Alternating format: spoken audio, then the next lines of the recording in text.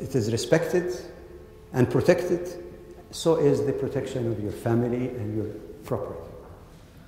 So whichever way you look at it, peace really is not a trivial thing or an argument that somebody makes superficially because of a particular term. But let me come to the second part of your question. That's fine and dandy. If this is the case, why is it that there is bloodshed among Muslims, Muslim killing Muslims, and between Muslims and others? And my answer to that is non-apologetic, and I hope truthful and straightforward. I think I might have mentioned that yesterday, perhaps in the context of one question. Islam is never equivalent to Muslims. Christianity is never equivalent to Christ and his teaching. And as such, the Crusades, the Inquisition, are not Christian acts. It were done by people who claim to be Christian. It was instigated by the highest of religious authorities. That Christian act, and you tell me any Christian here who disagrees with this, I'd like to hear it. If we apply that same fair standard, then we have to say also Judaism is not the action of Zionists in Israel, because there are some Israelis, let alone organizations like Independent Jewish Voices and so on, who condemn in no uncertain terms the mistreatment of Palestinians or killing their children. No way. I would not. So being anti-Zionist, being anti-cruelty by Muslims, Jews or Christians, it doesn't mean that you're against those religions.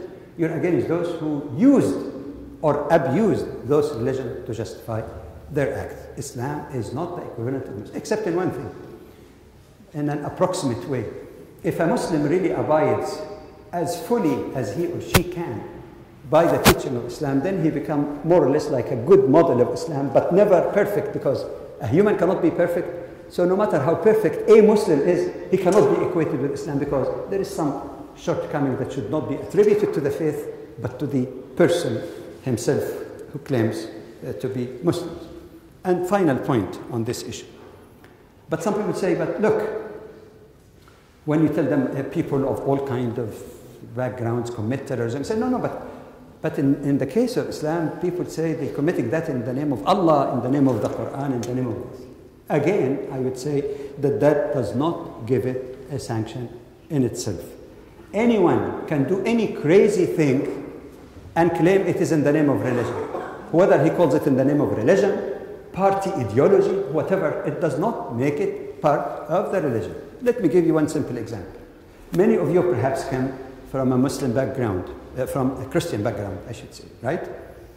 And when I tell you that there are some Christians in America going with the Bible under their arms, shooting nurses, doctors, and people in abortion clinics, and say, but the Bible says that you have to protect life. Those crazy doctors are destroying human life, so it is my job to save lives. So my basis for doing that is biblical.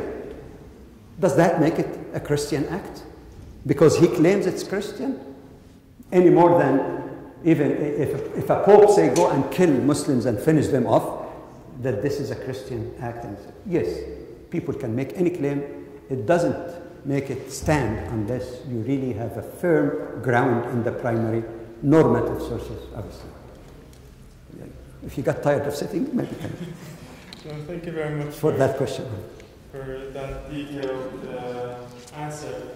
And okay, Assalamu alaikum is nice and cool. Islam is not equal to Muslims. However, the problem is not with Muslims as maybe thought of the East, as some would argue. The problem is actually with Islam itself. The violence is rooted in, many of the argue, the violence is rooted within the Quran. There is this doctrine of holy war. How can we reconcile, or how can you argue that holy war is part of Islam's peace mission? That doesn't make a lot of sense to a lot of people. So how can you really make sense of that? So people say that holy war is rooted in the Quran. I'm going to make you an offer, a very generous offer that I made since 9/11, when I appeared before various TV stations on various levels or spoke in different countries, I have yet to find one taker. I pay $1 million.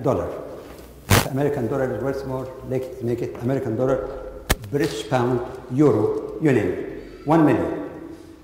Not to you collectively, but each and every one who shows me a single place in the entire Quran from A to Z that ever used the Arabic equivalent of holy war. Sound shocking? Long shot? The offer stands.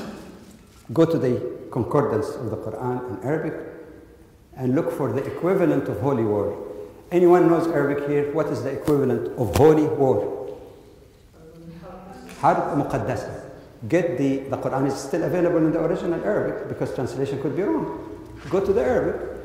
If you find the expression Harb Muqaddasa, you got $1 million for each occurrence and for each person who finds it. It is a big myth, but you know certain myths are so widespread that they became facts. Remember the Minister of Information or Disinformation under Hitler, who made a statement that keep repeating a lie so frequently it will become a fact in the mind of people. Now let's, aside from the fact that go and search it, my email is available, I've never escaped it. It's made for 9 years, no single taker. It is nowhere to be found. That's one. Secondly, the very term holy war itself is very amazing to be projected on Islam and the Quran. For a simple reason, and here I'm speaking honestly, and I'm not trying to please anyone, to say the truth as gently as I can, but truth is truth. The term holy war never originated in Islam. You know where it originated? In Europe, in the English language. And what did it mean in the mind of people who coined that term? Holy war means to go and kill the infidel Muslims, i.e. crusades, the infidel Muslims, and even the term infidel was originally referred to them. Holy war later on descended into intra-Christian fighting. So a holy war was conducted about the wrong type of Christians. Of course, we all know the religious wars that went on in Europe for many, many years. So the term itself, actually, like I say, is an English term relating to Europe, relating to certain historical legacy that has nothing to do neither with the teaching of Jesus or Muhammad or any great prophet for that matter. Secondly, or thirdly, the very term holy war, even on its face value, is a contradiction of terms. What is so holy about bloodshed, destruction, distress, and human suffering? It's an oxymoron, contradiction of terms. Nothing is holy about war.